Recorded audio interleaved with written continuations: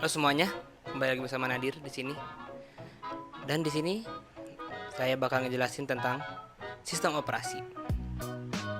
Nah, sebelumnya NPM-nya 1500-21046 ya. Nah, di sini kita mempunyai pokok bahasan. Pertama itu ada definisi sistem operasi.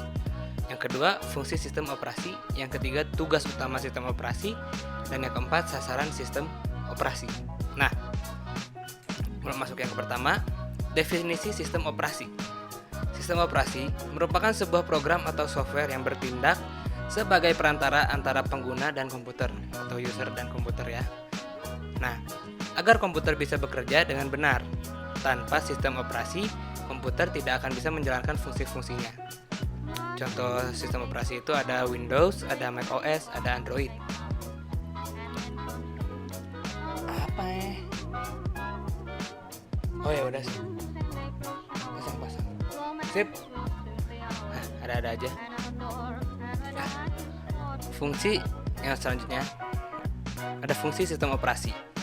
Fungsi sistem operasi pengelola sumber daya.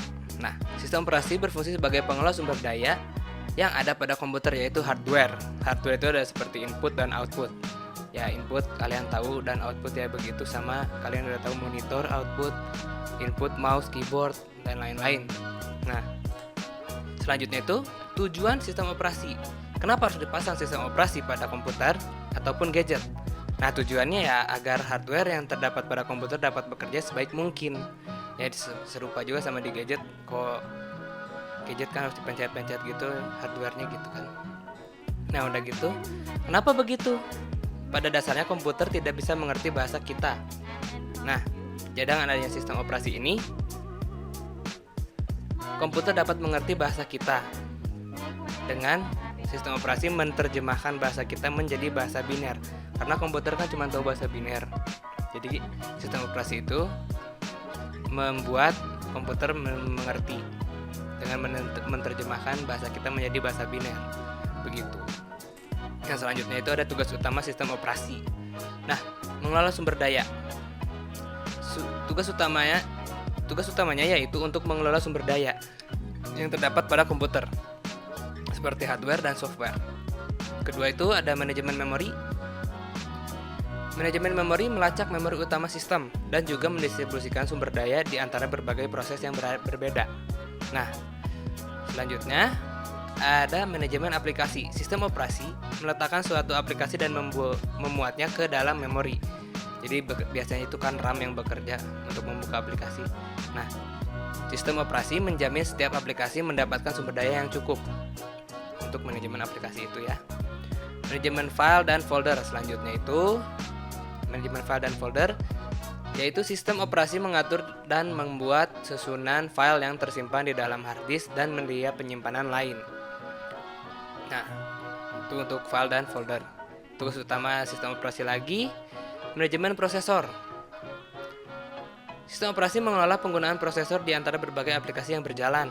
Nah, jadi bisa kita lihat itu ada di task manager biasanya. Lagi ngerjain apa aja, kita buka aplikasi apa aja, dan lain-lain. Nah, selanjutnya itu ada keamanan. Sistem operasi menjamin keamanan dan mencegah akses tidak sah ke data.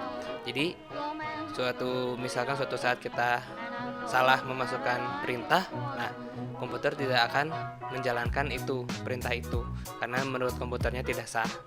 Nah, yang terakhir itu ada menyediakan user interface. Dalam operasi ini akan menyediakan tampilan antarmuka pengguna baik dalam bentuk baris perintah maupun dalam bentuk grafis. Itu untuk menyediakan user interface. Itu ada tugas utama dari sistem operasi. Nah, selanjutnya itu ada sasaran sistem operasi. Nah, yang pertama itu ada faktor kenyamanan. Faktor kenyamanan itu ketika kita berinteraksi dengan komputer, kan komputer itu cuma ngerti bahasa biner, sedangkan kita memerintah komputer dengan bahasa kita. Nah, jadi dengan adanya sistem operasi ini, faktor kenyamanan buat kita pengguna, dengan menggunakan sistem operasi ini, kita dapat memerintah komputer dengan bahasa kita. Dan komputer pun memberi feedback ke kita dengan dia ngerti. Jadi kita nyamannya dari situ. Jadi gara-gara sistem operasi ini, kita jadi dapat berinteraksi dengan komputer dengan nyaman gitu. Nah, yang kedua itu efisiensi. Biasanya efisiensi itu kan dengan waktu ya berurusannya. Nah, jadi ketika user menggunakan komputer untuk mengerjakan suatu tugas, nah untuk mengerjakan suatu tugas, nah user itu pasti kan harus selesai sekarang. Nah, jadi dengan menggunakan sistem operasi ini memudahkan untuk kita mengerjakan suatu tugas agar menjadi lebih cepat, lebih cepat beres gitu. Jadi efisiensi itu adalah untuk berapa cepatnya kita mengerjakan sesuatu tugas dengan komputer, berapa cepatnya itu. Pokoknya dia itu berhubungan dengan waktu.